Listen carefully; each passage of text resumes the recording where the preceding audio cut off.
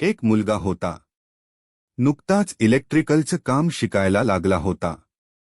हातात tool bag, डोक्यावर helmet. पण अनुभव काहीच नव्हता. तो जिथे जाई तिथे एकच गोष्ट नम्रपणे म्हणायचा, मी नवीन आहे. पण काम शिकायचं आहे. काही छोटं-मोठं काम असेल, कमी पगारातही चालेल. फक्त काम द्या, शिकू दे. काही जण त्याला सरळ नकार द्यायचे, काही जण म्हणायचे, अनुभव नाही म्हणून घेत नाही. पण तो हार मानण्यातला नव्हता. रोज सकाळी उठून पुन्हा कामाच्या शोधात निघायचा. एक दिवस एका दुकानात छोटासा वायरिंग प्रॉब्लेम होता. त्याने धाडस करून विचारलं, मी करू का?